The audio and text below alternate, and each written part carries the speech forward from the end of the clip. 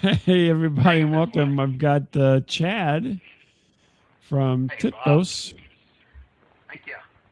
Very nice to be titfos.com. here, sir. The incredibly true facts. There's the incredible true facts of space. Oh, I said incredibly, didn't I? And, uh, and when I came up with it, I had no idea, or actually would have even considered a world in which there were thousands of books called The Incredible True Facts of Space, but they meant it literally. Or, it's like The Incredible True Facts of Space 2029, because people are taking this public domain uh, almanac kind of knowledge Uh and huh. then repackaging it, into these products, right, to make kind of a sideline. So every variant you can imagine, uh, you know, about the fashion space, there's a different book about it. I think Well, that was these. pretty funny. Here's one here. Let me share this. This is the incredible facts about space.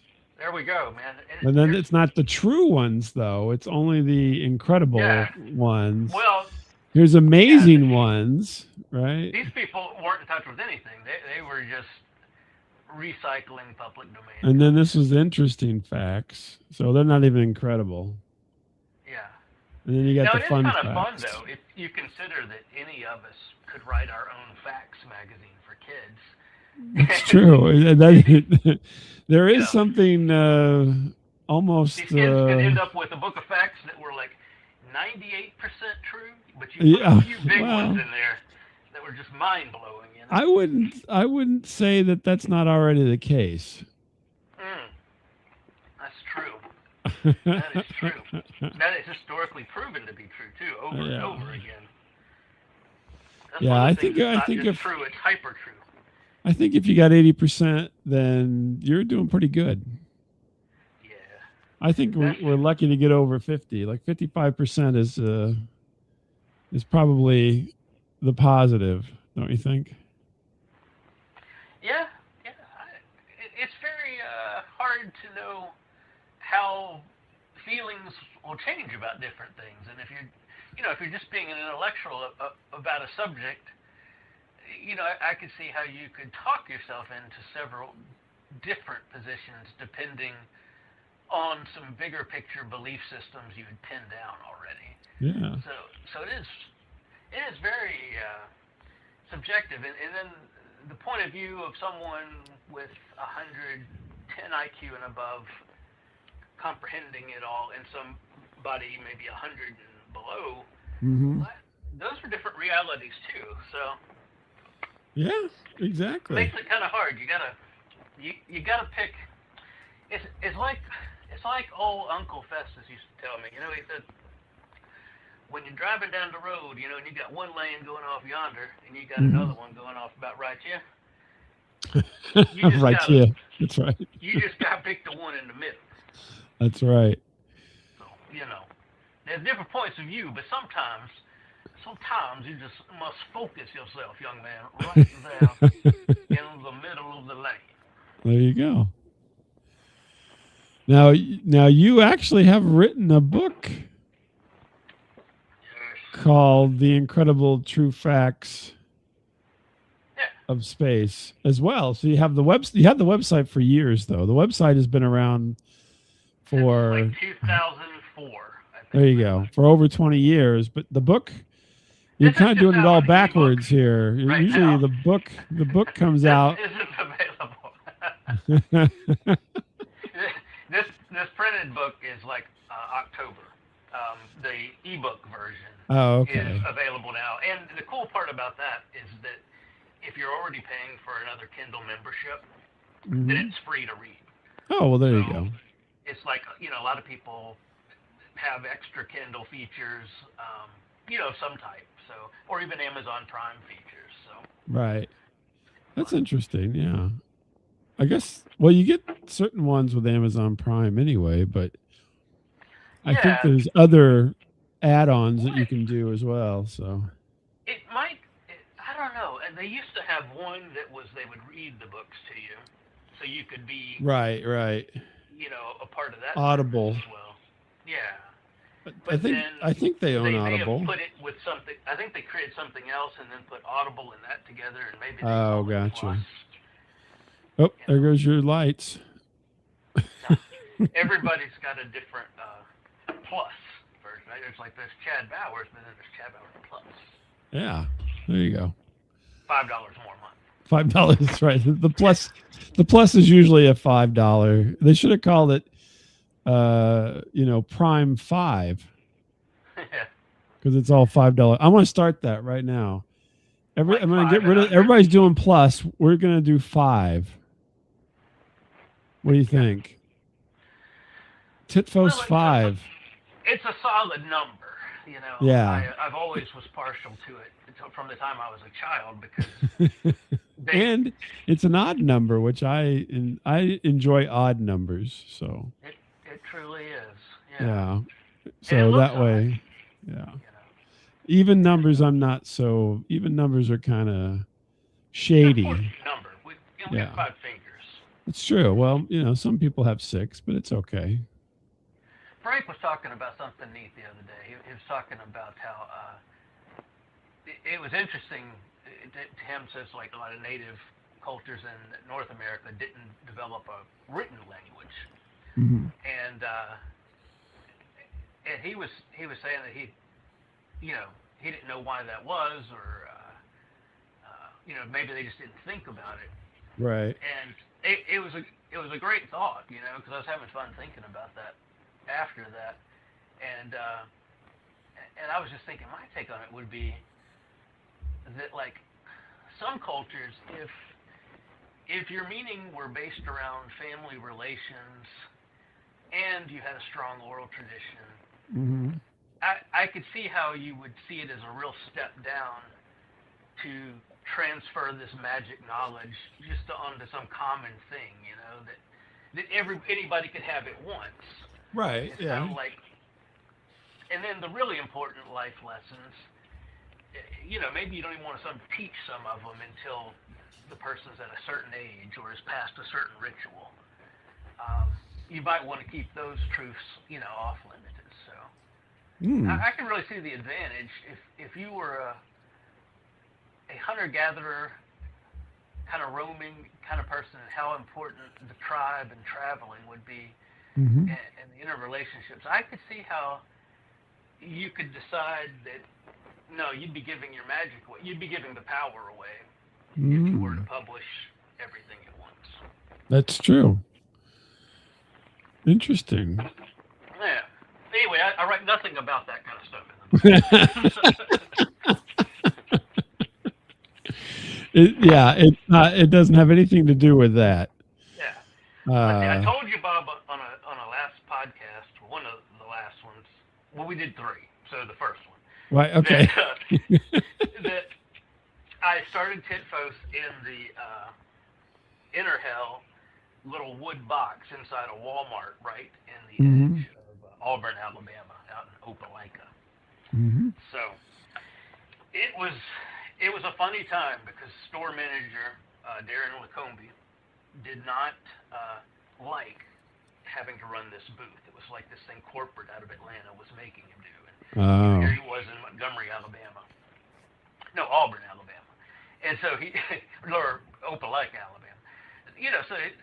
So it's kind of like, let's not let it succeed. So I don't like this, so I'm going to make it fail. yeah, and I think I got under his nerves enough. Just simple stuff. Like I like to keep the calculators on the table in front of me, Mhm. and he did not like any calculators on the table.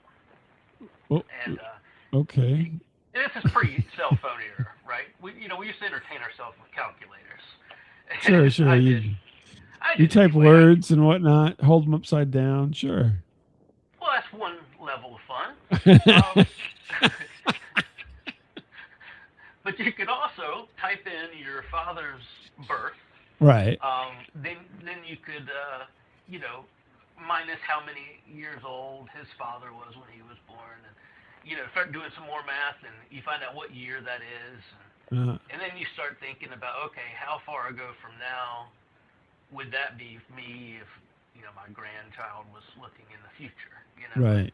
Wow, you're getting So in deep thought here in the box. I've always had a really good time with calculators. I love calculators. You think people, before the late 60s, early 70s, didn't have access to calculators, and then cheap calculators came out in the late 70s, early 80s. Really, yeah, because in the late '60s, very early '70s, you had like really expensive, Right. almost handmade Texas Instruments, Right. by people Exactly. that were probably way overqualified, Right. knowledge-wise, to be doing this. And they had a tremendous office out there. Really amazing place. Yeah, I had as a kid, we had an adding machine, which was this huge mechanical monster Oh yeah. with all the buttons. That instead didn't have, now you just have 10 buttons. It had 100 buttons, right? So you'd have Right. 10 digits with all 10 digits. It's like, oh, you And, want to amortize the number? Well, yeah, do you want the French method, yeah, the Danish Imperial, the Kentucky Fried American? yeah. And then you had this big handle, almost like a one-armed bandit that you then had to pull down, and it shot up Yeah. these metal typeset things that had the numbers on them, and then they would smack against the paper. Right? Oh wow. It was Yeah, a yeah. it was a monster, Not only the and calculation, but then you're having to right, print it out at the same yeah. time. Well, it went onto the paper, and you go ka-chunk, and it was the funnest thing to play with. I mean, it was outdated technology. This is probably from the 20s or something. I don't know, but that was you talk about playing with calculators. That was more, and it was like very industrial and heavy, and I mean, you Man, couldn't I carry it imagine there were around. a lot of mom and pop shops still using those in the Yeah, and 70s. you go tick tick tick tick tick, ka-chunk, tick tick tick tick tick, ka-chunk, and then Well, because it's truly a powerful machine. mhm, To us as a kid, well, it was this thing that was like a really heavy, clunky way to add or mhm, subtract, and that's about as far as our minds went with it. But right. if you truly mastered that scene, like you've been using it for 10 years or something, oh my gosh, Oh no, trying to my replace that with a computer would be really take a my, while. my mother did the books, and she would sit down there and she would do this really quickly. Ta ta ta ta ta pow, ta ta ta ta ta pow. Oh yeah, I right. mean, she was she was adept because she'd been using that thing obviously for probably a couple of decades at that point. So Yeah, the it first was grocery store I fascinating. worked at, the ladies still. Hope you muted yourself there. There you go. My Bob. Yeah, Okay, you're there. we had a connection problem. You just muted yourself for a moment. That's all. Ah, rats. I was telling you, when I worked at a grocery store, one of my first jobs, and the ladies that worked the cashiers, they were still doing a lot of typing. They were scanning things, but they were still Right. doing a lot of typing, and everything was still cash. So Hmm. it's kind of a different skill set. I've noticed going through that just the absence of effort that it used to require. Having worked as a kid, you see, my gosh, you Hmm. know, we're lucky we still have. So I always wait in line to go in the cashier's lines at Publix because I like the fact that they still have cashiers on duty. Yeah. See now, Miles, my co-host for Static Radio, I always go into the people line rather than the computer line, Yeah, and then I always go into the self checkout. you do. Yeah. Oh yeah. Because I don't want the interaction or the Ah, scrutiny on what I'm buying is usually the thing. So yeah, oh, so I like to talk about it. Yeah, I like to. but he always, yeah, he's more social like you, where he wants to, interact with these folks and find something out. I guess I don't know. I'd get to say, look, these incontinence pantsuits really are for my dog, you know. That's right. You can tell they're not my size. It's obvious. That's right. Would you like to open them together? Well, so let's talk about the book a little bit here. Yeah. This is what would you call it as? I mean, other than the facts about space, would you call it a compilation of short stories? Yeah, it is. It's a mix. It's a light read. It's I don't even know. It was like 160 pages on Kindle. Mm-hmm. Oh man, I didn't spring for the page numbers. What the hell? Anyway, I have 190 on my PDF that you sent me. This is a proof copy of the. I was going to ask you. Oh, okay. I see. It's got the proof on there. Yeah, so it's not. It's not really for sale. So there's I still do your artwork. I will say your artwork is very good. Thanks. Yeah, I like it. It is an AI background with an AI chair and an AI TV and AI carpet. Well, now I'm going to take back my statement. No, I'm just joking. No, I mean, I like, because you use the incredible true facts of space part multiple times. Obviously, you've added something for the book, but I've seen that other part many times. Let's see. So it started in a Walmart in a Inner Hell little box where I was supposed to be selling cell phones, and was pretty much directed not to worry about it. So, I was like, okay. And Darren didn't like me being in the office because I, hung inappropriate posters in the bathroom once. I was still just young enough to be a little bit nuts, like when I worked at Blockbuster. Alfalfa's. This is before Blockbuster bought us. We were kind of the cool record store. And so Alfalfa, like the Our Gang person. yeah. Alfalfa Books and Video. It was interesting. Local Mobile kind of. I think it grew up to like 3 locations. So it's anyway. It was what were we talking about there? You're working at selling cell phones that you weren't supposed to sell. Yeah, I think I was still just young enough to be a little nuts. Back earlier when I worked at Alfalfa's, this was music. Oh man, I don't know. 24, 25, 24 maybe.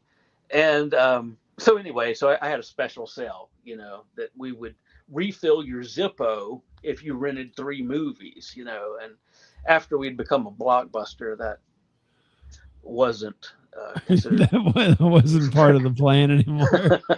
It was no longer a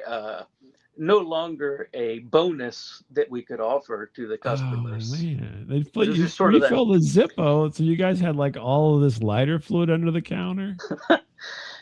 No, in fact, I came up with it because we always had lighter fluid on hand for taking labels. Oh, for removing the label. Gotcha. That was before the gunk off or whatever it's called. Yeah, and when we were still talking about physical objects, like each one had to be made and had to look right. So yeah, that's amazing to think how much time we used to spend sorting those tapes. Making sure they were rewound, and mainly not because you were like paranoid, angry video guy that wanted them rewound, but it's just the complaint you would get and the lack of showmanship you would serve by giving somebody a video. They get home, their popcorn, their kids are on the couch, they plug it in, and they got to rewind the whole thing. Well, I mean, classically that was considered really bad form, right, for being cool to your customers. So right And Alfalfa's was kind of much more of a hip store. That so it really would have made a great movie. Now that you think about it, yeah. Is this the Yeah. place? This says Alfalfa on the window there. Does that look like it, or is that something different? Oh, sorry. No, I can't really see it. I guess Oh, my okay. screen's way too small. No problem. I was trying to find an image of this. It was like it was blue and yellow, but a lighter blue and a lighter yellow. Oh, okay. This is probably something newer then. Yeah, this would have been peculiar to Mobile, and I don't know, 1992 to 1997, maybe. Okay. No. When Blockbuster would have bought them in 92, I guess. Yeah. A long time ago, man. It is a while ago. Hard to imagine. I can't quite count the numbers. You need a calculator. It's always good to have a calculator. When's it not good to have a calculator? You know. Exactly. Well, so what is this book about? This book is many different stories, short stories, separated by strange lists, short poems, and Vogon poetry. Okay. Man, I do have my glasses. I need some light. That's the problem. Yeah, I was gonna read you a piece. Oh yeah. Let's hear a little bit. Let's get a little reading in here. Now, did you ever sell any cell phones at the Walmart? Usually, the goal was to send them to the main office. Just say we didn't have any inventory there. Oh, gotcha. So he really didn't like this whole operation. He's like, just send them someplace else. We don't need to have the. All right, so it's a fad. This cell phone's a fad.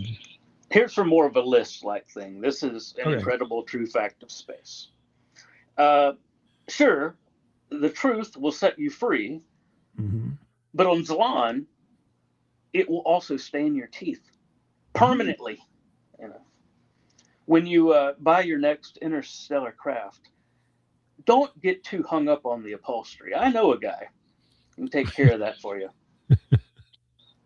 The best toilets in the Tri-Galaxies carry the Duraflush label.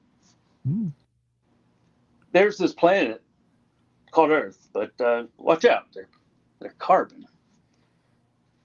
When sleeping during the space hibernation, try not to dream about naked women. It's a trick. Tricky Zorlons. The problem with space food, well, the ketchup's actually blood. Uh-oh. Hyperspatial reality elf, don't panic if you meet. Be calm, close your eyes, breathe, and one more thing, you've got space fever. All right, so there we go. So it's real. Yeah. All right, so here's more of a story. This is probably like a 5 or 6 day story. I remember feeling defiant. Lad and Lassie, Mobile, Alabama.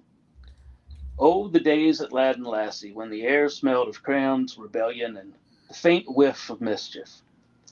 I can still picture the wooden-stalled bathroom, that creaky painted stall that was like a time capsule from another era when cars were the size of pleasure yachts and health codes were optional.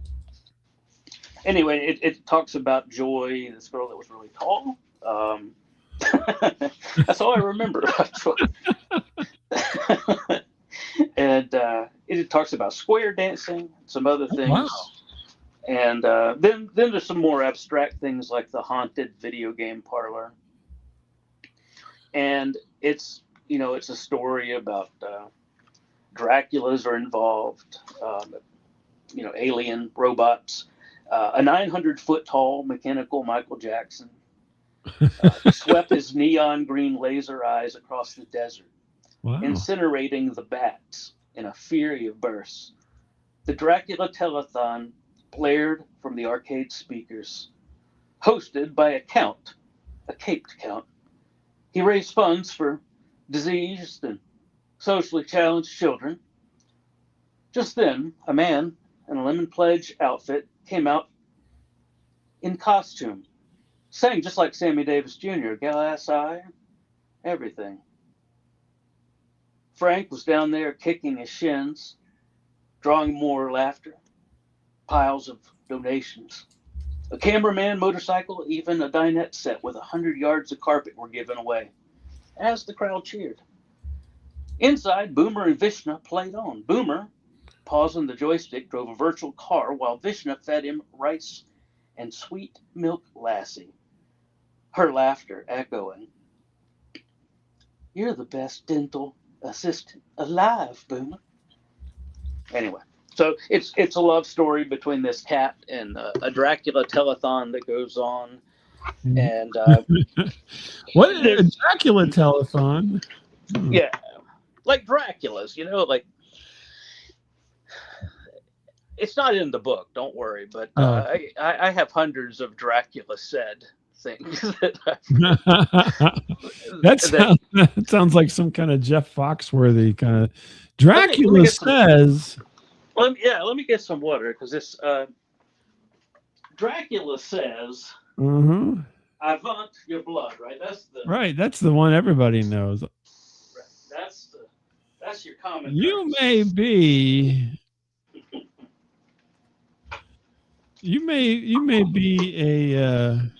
a vampire if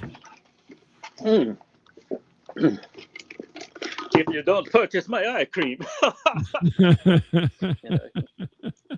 You could see him being like a QVC host. That's right. Yeah.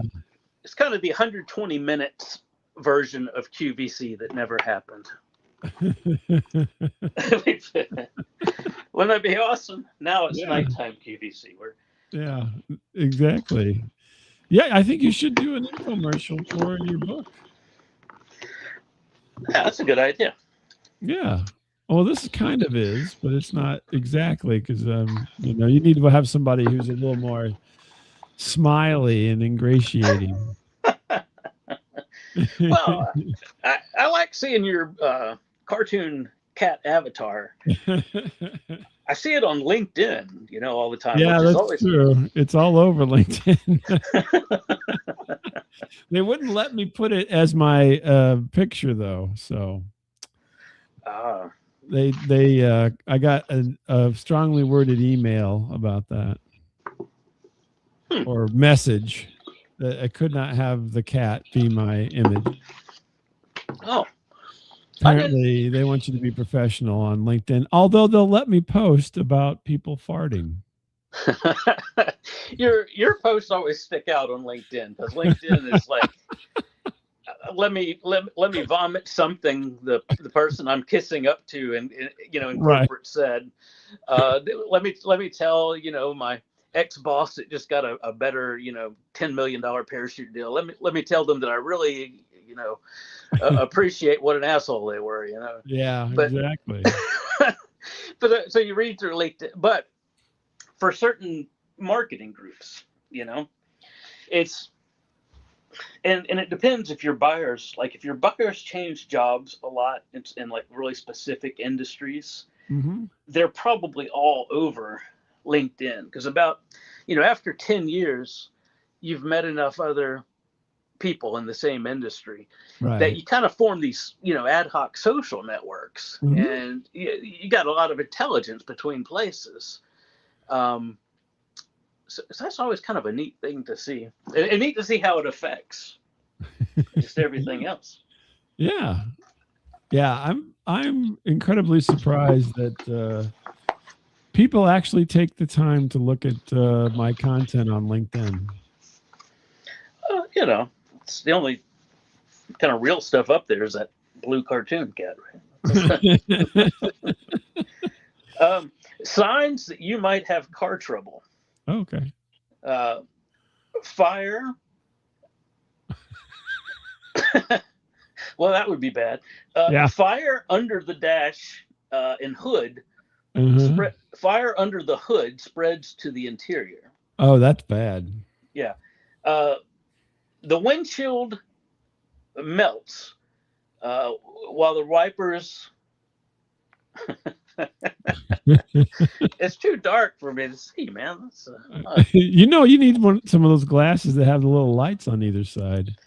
yeah, that's really what I need. Let's see if we can. I'm not going to cut you off. I help. Well, I'm going to just move this whole thing. Like There you this. go. Look at that. All right, we'll lead by the. We'll all read together. That's right, everybody. I'll take the first line. I can't. I can't see it. Yeah, make sure you got a tasty beverage because here we go. Large crane lifting your car over swamp fails, dropping your car into mysteriously placed buckets of lava. Dracula is hiding in the truck with a knife, or no, with a loaded pistol. Oh gosh! When the engine falls out of the car, the oil pan develops a bad leak, and you're also out of gas. Red dummy lights on the dash are hard to see over the telephone pole coming through the windshield. These sound like something like Johnny Carson may have enjoyed. Neighbor seen pouring sugar into gas tank. It's a sign of car trouble. Bomb in the glove box explodes prematurely. A 500-pound sentient jail has appeared in your back seat. And he hates cars. Calvin pees on your car during asparagus season. Poor old Calvin.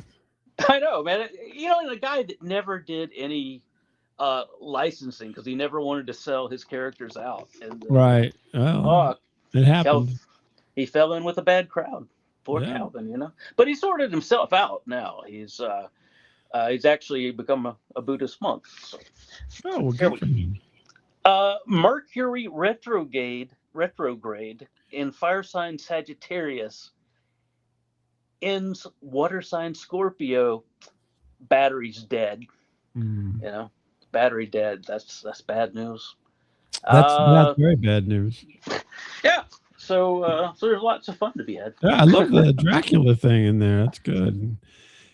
Now, how do you feel? So, you and I both have known Frank Edward Nora for many, many years over at the overnightscape.com, onsug.com. Actually, I have a little tag there. There you go. You can go there and see him, hear him. You would just disappear. There you go. But he has a Dracula show called Count Angelus's Contraption. Do you remember this? This is a great idea. It's, I know. Yeah, it's one of those monster host shows. But this guy's hosting classic movies, kind of like in a town when we grew up, when there were independent TV stations, and to try to show something interesting at night or after school or late at night. Yeah, they would put on these interesting shows. So yeah, I love the idea, and I hope someday that he does it, at least one episode with puppets and everything, because I think it's one of those fantastical things that could. It's one of those things that it has all the hallmarks of being something.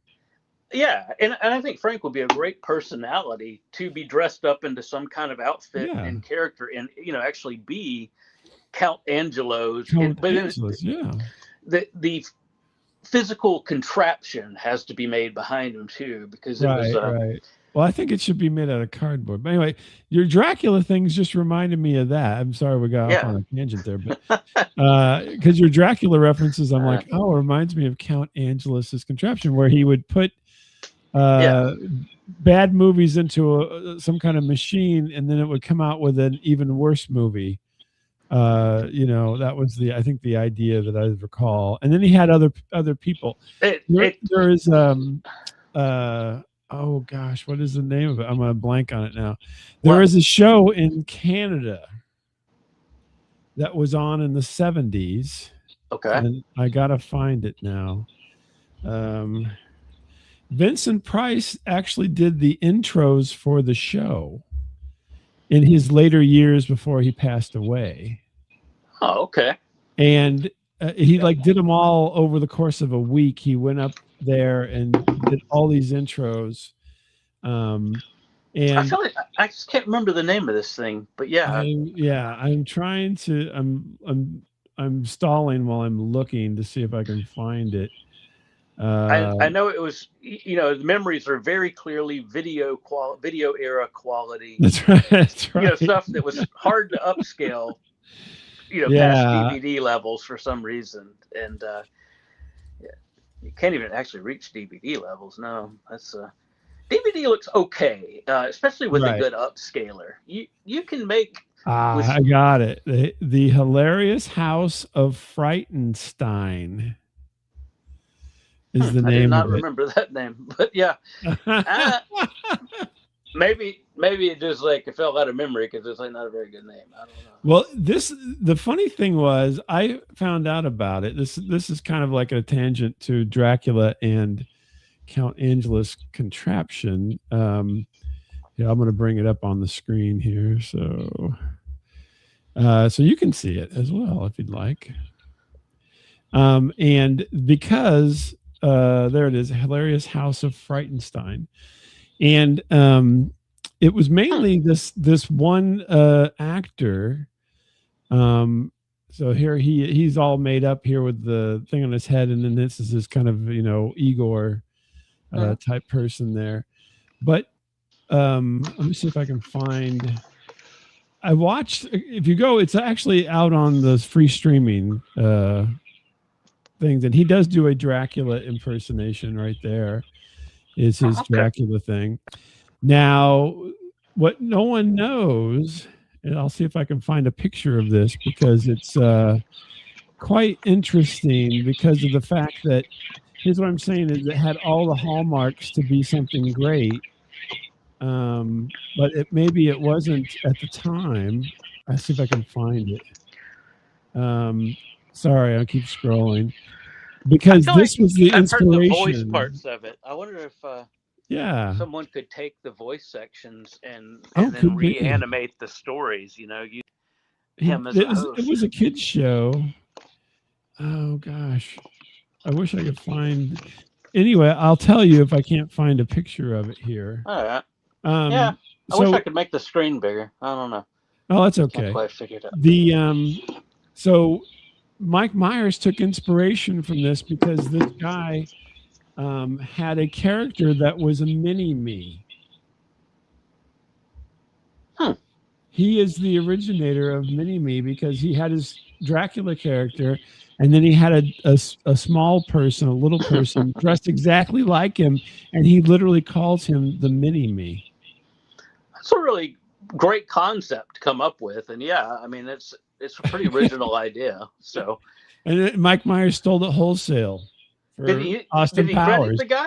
He didn't credit the guy for that. He has in interviews, but I don't know that he credited the guy and financially. Monetarily. Well, man, no, that's he should. I mean, just out of respect, the guy obviously made an impression on him. But if you like, because I know you're a fan of the Sid and Marty Krofft. Well, yeah, I don't think it's very good entertainment, right? Except for look through a certain lens, right? Right. You're familiar with it, and you are. I grew up with it, yeah, and I thought it was really cool at the time. Right. And, this is like Sid and Marty Krofft from Canada. Like the was it the Sea Slacks or the? Oh yeah, Sea Stacks. The Sea Stacks from Land of the Lost. Yeah, those were pretty cool. Witchy Poo, I remember fighting with her in front of a blue screen at the Amazing World of Sid and Marty Krofft in Atlanta, Georgia. So in Atlanta, yeah. It's only open apparently. Frank has talked about it many times. Right. I think for like 9 months, which is wild because it. I've talked about it, a couple times on shows, and the overall impression was, yeah, you could kill half a day there, but I think it was kind of like Disney World price, and then Right. they had a lot more problems with the machinery breaking down at times. So, I remember when we were there were several times where it's like, no, this, it's gone down, indefinite wait, but then people would wait in line because, apparently that was the norm. And Right. so, and I guess they were probably trapped, right? They didn't have Disney level technology, and they were trying to build a couple very simple dark rides, like the pinball machine game was the most original thing they had by far. There's And people in the pinball. There you are. oh, okay, I can't see it because the That's size, okay. but Trust me. I look like an ant. It's not possible. Yeah. But it's very interesting, all of that. There's the world of Sid and Marty Krofft. And I so, remember the inside the pinball game was very disco looking. right. It was kind of the height of disco look. Everything was smooth, round chrome, and oh man, You're one of the few who actually got to experience it. Well, I got to ride that Atari game where, like, my older brother was driving the fire engine, and then I was on the back with a separate. Oh, yes. steering. I did that. And, yes. Man, that was a lot of pressure for a kid, Like it was. It I do felt remember important. playing that, but that was a fantastic game. Mm-hmm. And for the time, incredibly And not interactive. easy by any means. It was. It's very simple graphics, but Right. in the sense of what it was representing, it was somewhat of a physics simulator. Sure. So yeah, it was an early insight into kind of how deep these games could be. These games didn't have to just be shooting a single thing, because at that point we were just getting to that with like the cowboy game. Right. Like Nintendo had one out, and I'm pretty sure that was one of the first products they distributed to the U.S. was some sort of a gun game. Oh yeah, was it Gunfighter? No. No, there's an interesting story with that game too, but I can't remember at the moment. But I like Frank's policy: if you can't remember, just be like, If you can't remember it, just make it up. That's my policy. Well, that was interesting what the AI did. He had a unique personal copy AI, so it's limited to 26 gigabytes of data about everything. Right. So anything you ask it, it's going to do its best to answer with the LLM formula, and Right. it would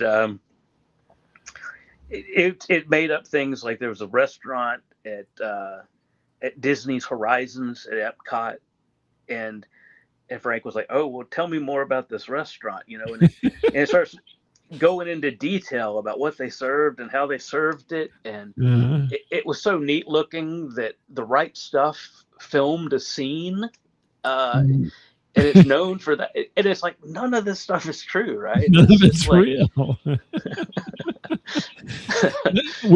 We're headed for a future of having no idea what our past or present is. Right. Yeah. Because it could make up anything, and if you're not anywhere in the area or know about it, then you'll just take it as fact, maybe even incredible true facts, and you'll go with that for the rest of your life. Right. Sorry, Bob. I'll be right back. Technology troubles here.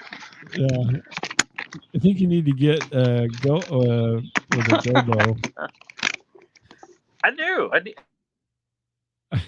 Oh, now you've muted yourself again or something. You're gone. If you can still hear me, you've disappeared. Chad. Oh, there you are. Now you're back. You must have. What's her name appeared? The orb lady. Oh yeah, Siri. Yeah. She's like, of course it's true, Chad. Horizons did have that restaurant. You're remembering it wrong. What was that episode of Star Trek? It's like there are 5 lights, you know, and it was like there were like 4 lights, and Captain Kirk's like looking into the 4 lights, and the voice from above is going, "There are 5 lights," and he's like, "There are 4 lights," and the whole thing was like a mental game to break him, you know, to get him to be compelled to speak truth, right, so to speak. Right, and that's what's going to happen. That's what's going to happen to all of us with this. And with AI. Have you seen the quote with the movie? I don't know if it's real or not, but I did see that the other day. It might not be real, but it's the movie Dune. One of the lessons was the father royal guy was like Paul Atreides. No, it was the Duke Atreides. Yeah, go ahead. Paul is the main character. Did you find the quote I'm talking about? Oh no, I didn't. What I didn't. I'm just off. That's off the top of my head. Oh, okay.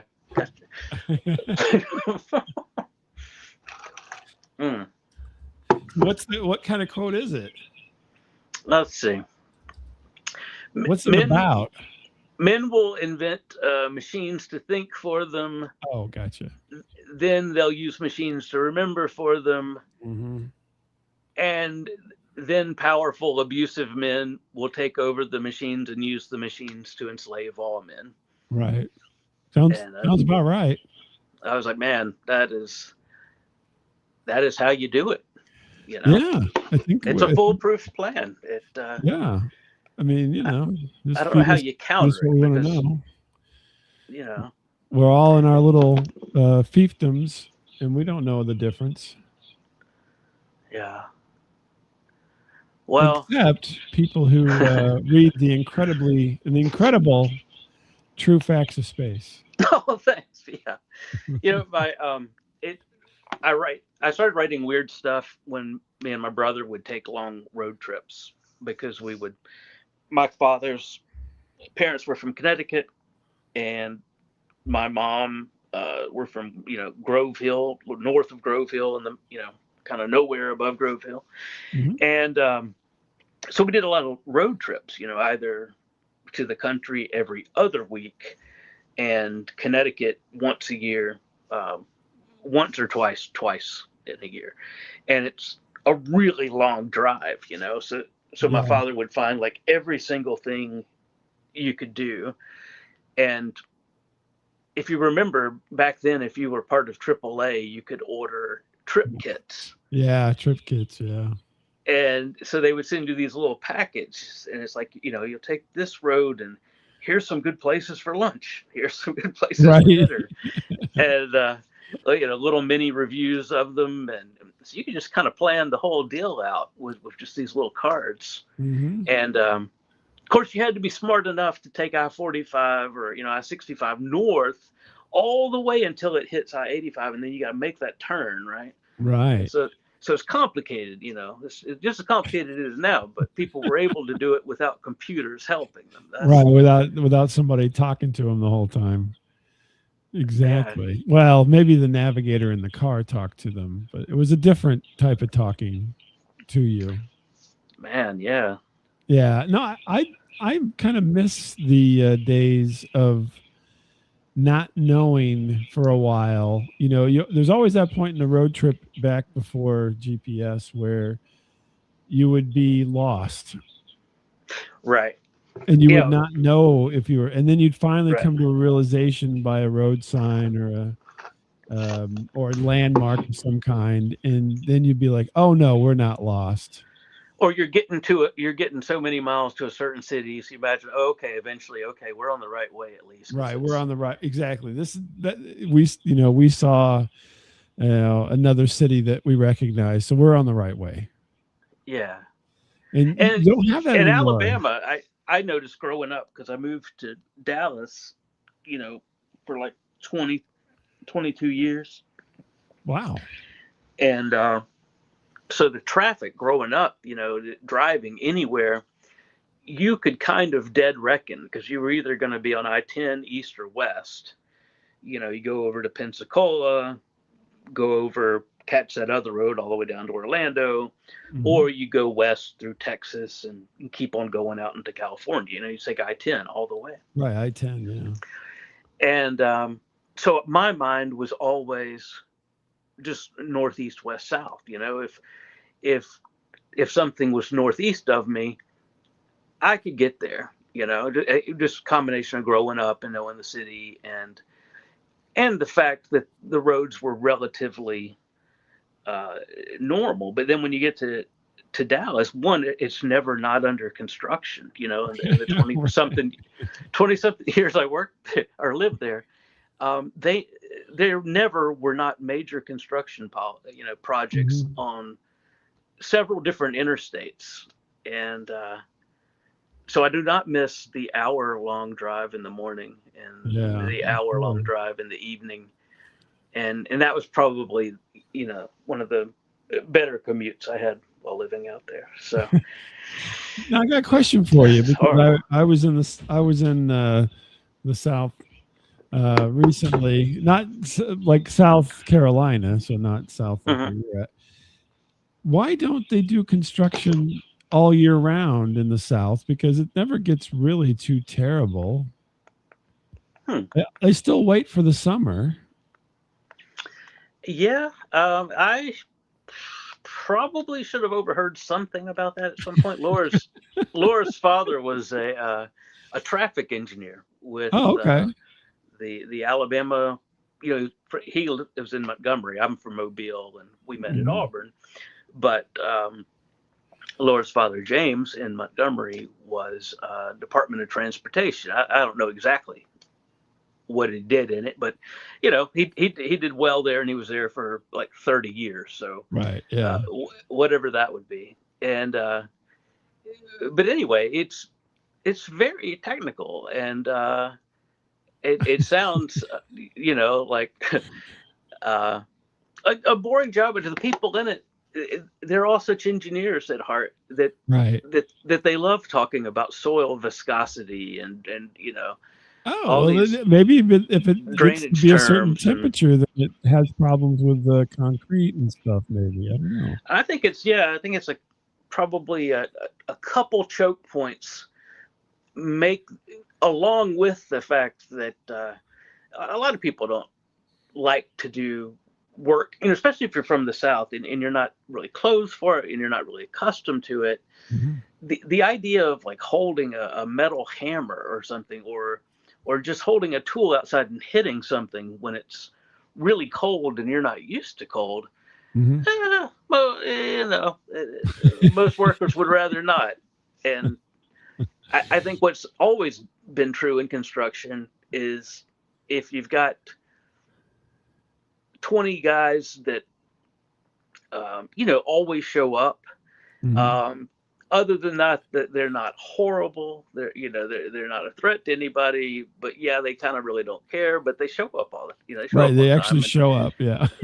so in construction, that counts for a lot. So if you get this kind of weather that your guys don't want to work in, then that percentage just stops dropping to the point where it's like, well, you're not going to fire these guys because you're a Southern guy too, and you know you're kind of being a little unreasonable, you know, when I'm to work in that weather. Yeah, not gonna show up. So you just here in St. Louis. I'm guessing here. Oh, that's no problem. I'm just curious. I think we're on the right track, though. I think we figured it out. In St. Louis, I always felt bad for the water department because St. Louis has very old infrastructure, and there for a while, like back in the early 2000s, when I was in the city all day, every day, water mains broke constantly, and it would be the middle of winter, and a water main would break, and there's guys down in that hole getting wet in freezing temperatures. Oh my gosh. I That's know. horrible. And I'm like, and it was happening like, I mean, every night on the news.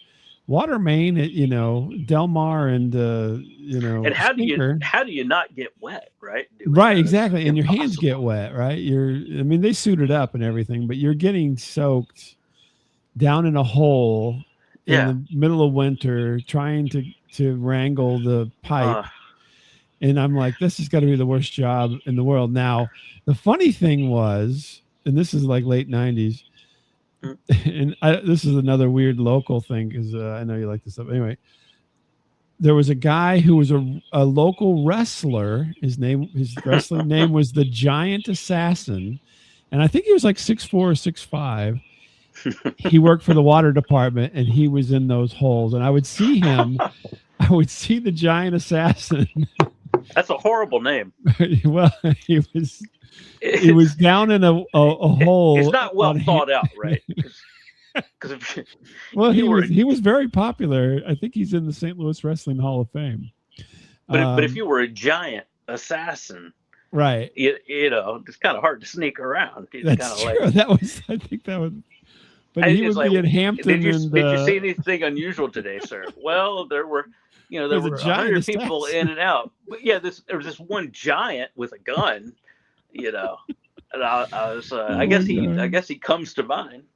But yeah, the Giant Assassin, because he was really tall, and he would be down in a hole on Hampton Avenue with water shooting out of it. And I was like, wow, that's a Giant Assassin fixing the water main. I think we should go further. I think he should have some other ailments that that plague him in his journey to kind of show character development. Yeah. Over well, at this point, I think he's passed away, unfortunately. But in the 90s, he was quite popular in the local wrestling circuit around here, which. Like, it might be funny if he had a speech impediment, right? And yeah. you had like several different angles. Kind of like Kripke show, on the Big Bang Theory there with the W's. Yeah, I'm a giant. I heard something about that show. I heard there's some new. Yeah, it's on HBO. I actually watched the first episode. Oh yeah, how was Stewart fails to save the universe? I think is what it's called. Yeah, it was all right. I mean, it's not. They're not trying to be the Big Bang Theory. They're just characters from the Big Bang Theory in a different scenario. It's still a comedy. That's smart. Right? I never really caught the show, but yeah, I watched I don't have strong negatives or anything about it because it for a big budget network style comedy, which I think a lot of people like us may have appreciated it more if we went back and watched it, because now looking back, it was kind of the last big bang of of that type of programming, which really is unique to an era. Yeah. Mm-hmm. It's hard to imagine that now, because you have this book, a whole era has naturally passed like that. Because you have this book out and you're a bona fide author, I'm gonna pitch you an idea tonight. All right. And this ties into this whole thing.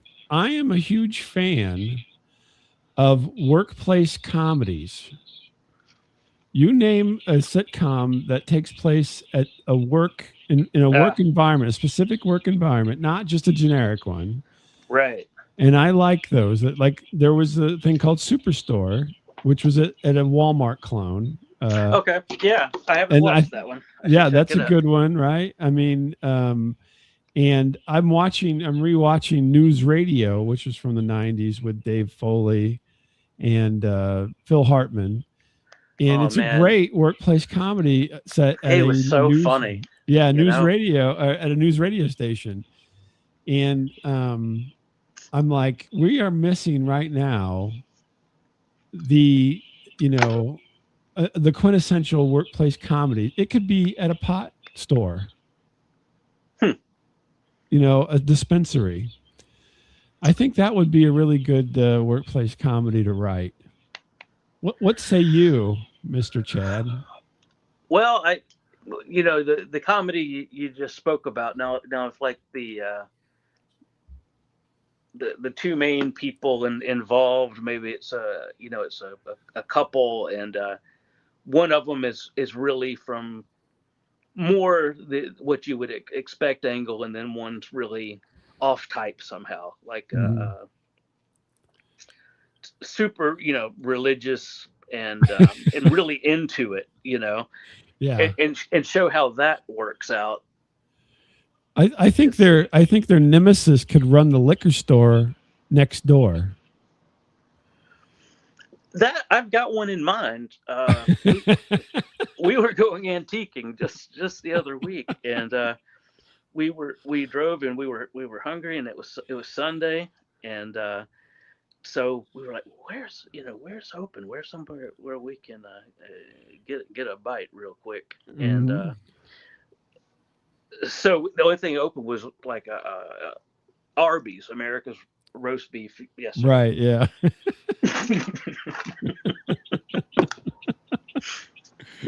I know no one really says it that way anymore.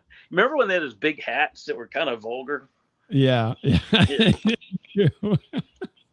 Something about the top of that hat always bothered Yeah. me. A little suggestive. The funny thing, I just was making fun of Miles on the show this week, where he said he was having lunch when something was happening, and I said, "Oh, he was eating Arby's, and he had barbecue sauce all over his face." Mm.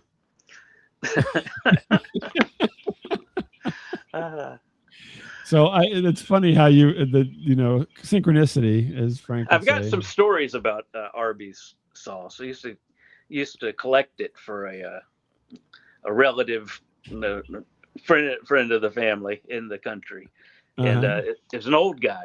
He was really old, but he really liked squirrel, and he really liked Arby's sauce on his squirrel.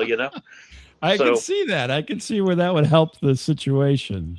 Well, yeah, it works pretty good on reindeer and deer. Yeah, venison. I've tried yeah. it. I've tried it that way. And in college, my radio partner, Big Jim Slade, we did the show 91 Requests together, and his father always stocked him up with deer sausage. So we learned that hamburger helper could really be deer helper. Oh yeah, pretty good. There you go. And a little barbecue sauce, then you're all set if you want it. Mm-hmm. Made some pizzas. A little horsey sauce. It cuts through the gaminess. That's kind of where I'm going with that. So I think that's their new slogan. Arby's, you cut through the gaminess. Well, and I guess it's useful for that hunk of whatever they're cutting into to make all those thin slices that you don't want to look at too close. Right. That's right. You don't. Yeah. There's a lot going on in those slices. Look at the marbling on this. But no, I think that we need a workplace comedy. There's a void right now on the streaming services for a really, really solid workplace comedy. So, yeah, I guess you just have to do some study and know what the average like office workspace, really looks like. So it's just, what I see around is just pretty all over the place. Yeah. But I guess out in Dallas, it was more like land of cubicles, Right. Dallas. Well, there you go. Land of cubicles. That could be a whole show right there. Yeah. City land of cubicles. And you have the one cubicle that is always turning over. There's always a different person in the cube, and they look over, and there's a whole different person every time they go by that cube. Mm-hmm. I mean, that's the whole thing, right? There's this, the constant churning of workers. Right. And that whole aspect of things in the land of cubicles. Oh, man. Yeah. Remember how heavy computers used to be, too. Yeah. IT guys having to pull that stuff in and out. Yeah, I had at one point, I think I had a 25-inch computer monitor which was unheard of for the day, right? Right. This would be back in the 90s, right? And what were you doing with it at the time?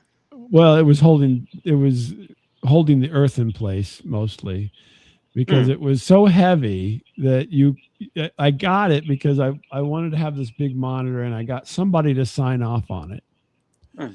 I don't remember what transpired. I don't know if I got them drunk or I had some secrets. I can't remember. What company was that at? Well, I don't ever talk about the companies. But That's right. You and Frank. Yeah. Yeah. So, but I mean, and I was the only person that got this monitor, which then became the envy of people after I didn't talk about it. I just got it. But then that one person's like, oh, look at so-and-so's monitor. Bob has got this giant ass monitor. Hey, new guy, have you seen Bob's monitor? Yeah, monitor. Yeah, and I also had 2 monitors way before 2 monitors was kind of a thing. And that's cool. But this one was just so big and heavy. And I'm trying to remember. I think it was even a Sony, which makes a difference, obviously at the time, especially, right? Yeah. When those were new, when there was a period where their early 90s, it seems like, where their computer line was really stylistically ahead and probably technology too. Oh yeah. Well, and Sony's were just like boat anchors. That's sort of a classic era for Sony, you know? Yeah. I love that whole transistor era of Japanese electronics.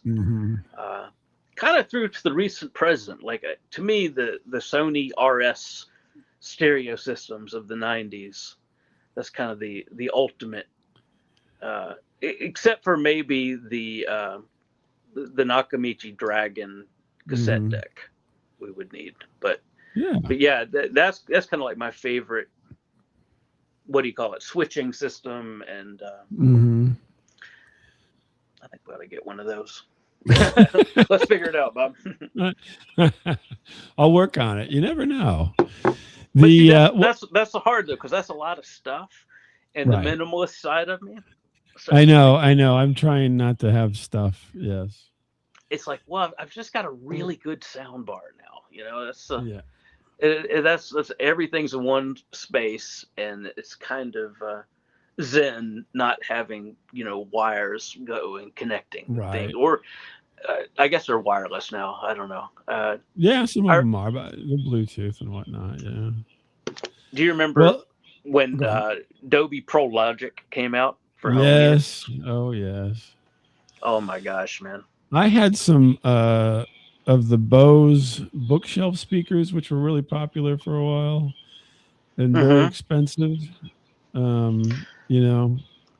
I know this would be like the Seinfeld era, because they had the Bose Soundwave, and then they had these really nice bookshelf speakers that Bose put out, and they even had a store, the Bose store. Oh, I remember. Yeah. And I went to the Bose store and got these fantastical again. I got it for work. Oh wow, man. And I had it's always. Yeah, I don't know how I finagled all this. This now that we're talking, this is my workplace comedy. I'm like, how did I talk everybody into these kind of things? Because I was not the decision maker. You're like, look, even though I'm an accountant, that's right. I need to be able to edit several high definition feeds at a time. So I'm just a security guard, so I need to hear what's going on. No, my boss was a bit of a. I think the funny thing is, in hindsight, is my boss was a bit of a shyster, and he would always kind of finagle things. And so then, and he was a boss, right? So he had some authority. He's long since retired, and so I think he liked it because I would just come up with these things that it was almost like a challenge for him to get. You know what I'm saying? So it's like I presented him with a challenge. Could we get this big monitor, or could we get these, way too expensive speakers for the office? Right. And then I think he took it as a personal challenge to try to push it through and see if he could get it. This was one of his triumphs. we had to buy a new work vehicle. Mhm. And we typically, because we had to haul things every once in a while, we had minivans at the time. And somehow he was able to get a minivan with a multi-CD player in it. And all the rest of the minivans had roll-down windows still. Training And- tapes to motivate the motivate the team, right? I don't know what. Yeah, and they had the crank windows still. Whenever this was at the transition of crank windows, and he got us a minivan with all electric, everything. It was like the top of the line minivan, and somehow he finagled that. So it was, now that we're talking about it, I'm like, he was quite the master manipulator of the system. That's awesome. Yeah, and he also was. I always tell this story. Is he was the only person I knew, and I think to this day still know, who was able to disappear at the exact right moment in a crowd while having a conversation. Interesting. So, yeah. So he'd be talking with a small group of people about something, and then something would come up like, well, how did you, what are you doing or whatever? And he had the uncanny ability to then be gone and no one saw him leave. And they're like, where's John? And I go, and he'd leave me there, which was the other thing. I would be stuck in the conversation and then he would be gone. I'd be like, oh, I don't know where he went. And then he'd just be gone. He may have been a Dracula. He may have. He was actually very photogenic, so he may have. Although Dracula doesn't get his photo taken. Oh, it's just a mirror. Can Dracula get his photo taken, but just not in a mirror? I think when mirrors were new technology, I think it was like he couldn't be seen in a mirror. Right. And so if you looked in a reflection and, you notice his body, wasn't really there. Right. Then, but no, I think the modern era thing was, let's see, Dracula was just the sun. Just the sun. Yeah. Well, let's wrap it up here, Chad. Because what about like a whole wide spectrum flashlight, right? True. Of like a little flashlight, and I'm like killing Dracula. It's got to be embarrassing for Dracula. That sparks another memory. I was able to get full spectrum fluorescent lights for my office as well. That's pretty cool. I'm gonna have to ask you offline. What you were doing there? What you were up to? It looked like the sun when you'd walk into my office because we had the full spectrum of light. But anyway, Chad, the incredible True Facts of Space, you can go to it as a website, which was first, and now you can read it as a book. Yes. Thanks a lot, Bob. Thanks for having me on and talking about stuff. We could probably talk a couple hours, but we certainly meandered a lot. So, but that's okay. I appreciate you having me on. Thanks, man. Well, hold on just a second. I'm going to click a button and I'll talk to you in just a moment, Chad, but we're saying goodbye to everybody else.